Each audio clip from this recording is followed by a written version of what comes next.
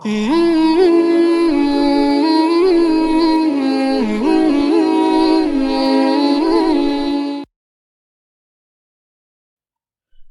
alaikum, peace be upon you. What does dua mean? Why and when do we say dua? Is our dua effective and working? What is the best way and time of making dua? What dua to make in times like coronavirus pandemic and widespread COVID-19? Let's find answers to all those questions in this lesson.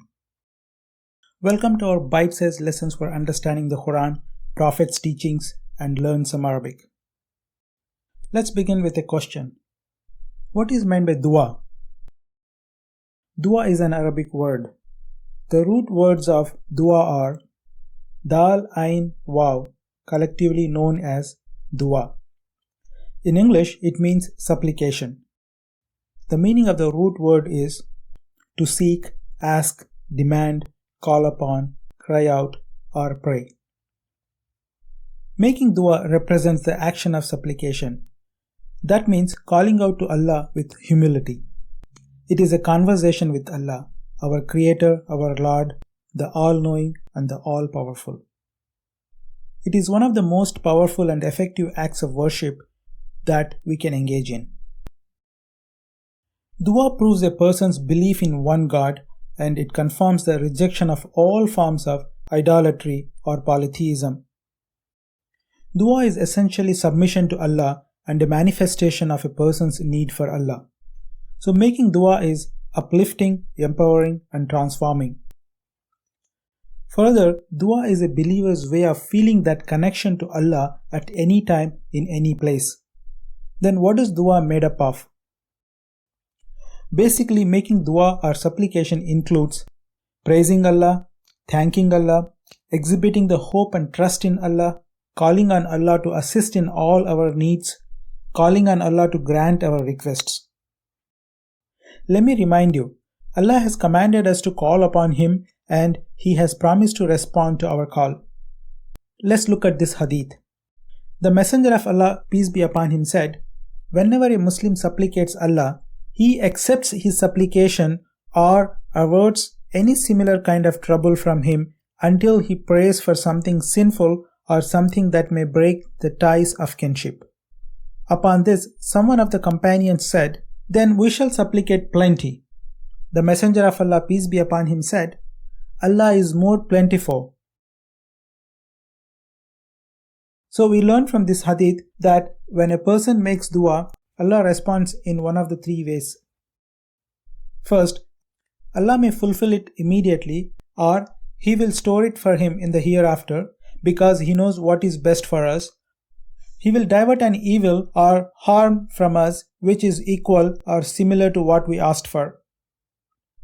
Turning to the next question, what is the best time to ask Allah? First, let us be clear. Allah did not place a limit on the number of things you can ask for, or type of things you can ask for, or only at specific times to ask. What is important is we must show Allah our dependence on Him through constant supplication. Besides the constant supplication, the Prophet, peace be upon him, taught us some of the best times to make dua. Here are the top 10 that we compiled. First, night of Laylatul Qadr. Second, at the time of Tahajjud. Third, between the Azan and Iqama. When it is raining. After obligatory prayers, that is after Fard. While traveling. In sickness, pain, or oppression, in other words, during any type of calamity. In prostration, that is in sujood. On the day of Arafah, when breaking your fast.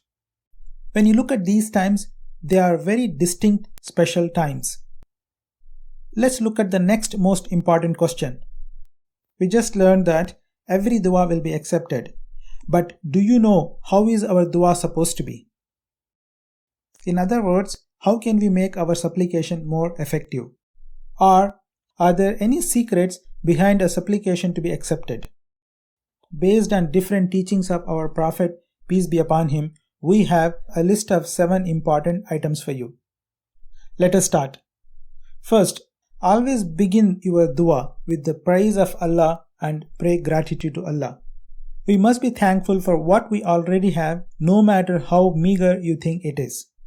So start your dua with phrases like Allahumma lakal hamdu. That means, O Allah, all praise be to you. Ya Allah lakal hamdu wa laka shukr. That means, O Allah, all praise and gratitude be to you. There are many more ways we can praise Allah. Please do find more of these small phrases. And make sure you send peace and blessings upon Prophet, peace be upon him, in your supplication. That is including darood in our dua. The next item on our list is supplicate for others. What do you mean by that? You must make dua for others whatever you want for yourself. As Muslims, we are supposed to feel the pain of others and pray for them. Life can throw us in the same situation where we might need dua from others. Third, make dua or ask Allah the way it is mentioned in Quran and taught by Prophet, peace be upon him. It is best to use the duas that are mentioned in the Quran. Through many verses in the Quran, Allah tells us to ask Him, remember Him, and ask for forgiveness.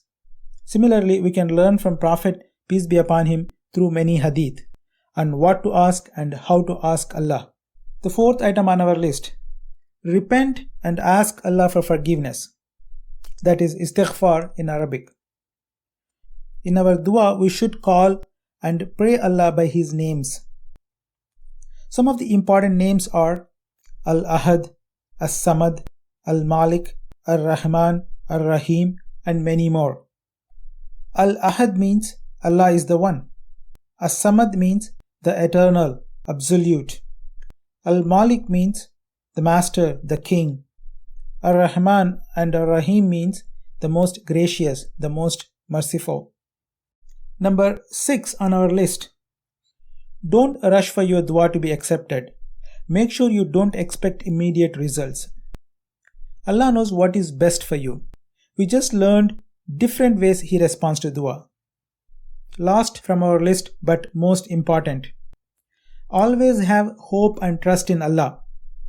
As we learned earlier, all our sincere supplications will be accepted. But where are the results? That will be decided by Allah. Just leave it to Him. Now let's look at some challenges we are facing today. Allah knows what is in our hearts, but it is important that we know what are we asking for. Knowing the meaning by learning some Arabic makes a significant difference to the effectiveness of our dua. So non-Arabic speaking Muslims should put in effort to learn. Trust me, it is worth more than you can imagine. Most importantly, we must make sure we are truly, genuinely asking, begging Allah in our duas. Next challenge is, given the current times, the entire world is facing a major pandemic, the coronavirus spread and deadly COVID-19 disease. It is no different from any plague we know from history. So what does the Quran and the Prophet, peace be upon him, teach us? Let's learn some important duas from Quran and Prophet, peace be upon him. Most importantly, simply ask Allah for help as much as you can, more than you ever did in your lifetime. Be honest in your dua and have hope and trust in Allah. Let's learn a couple of important duas.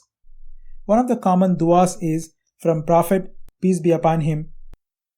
Allahumma inni a'udhu bika min al-baras wal-junun wal-judham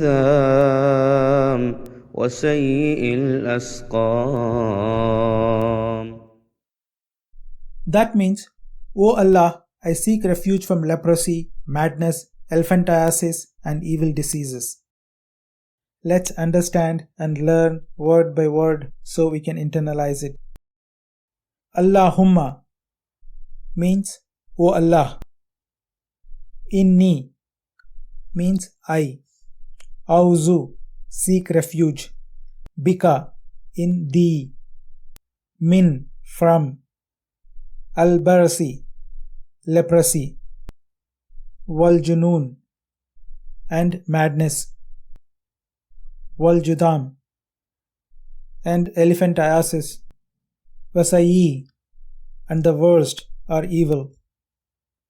Il-askham, diseases. In this context, let's look at hadith. In this hadith, Prophet peace be upon him is advising people not to go to an area where an epidemic has broken out, or do not leave the area if you are in it. This means that life and death are in Allah's hand, but make sure that you keep your health and others' health protected. It is the most important advice, and as we know, it is perfectly applicable even today. Prophet's advice is priceless and we can never go wrong following him. In summary, supplicate or make dua as much as you can.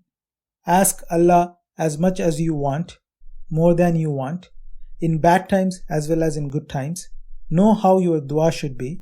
Know how to make your dua effective. Learn some Arabic. Know what you are asking Allah. Have hope and faith in Allah. Follow the Prophet's advice.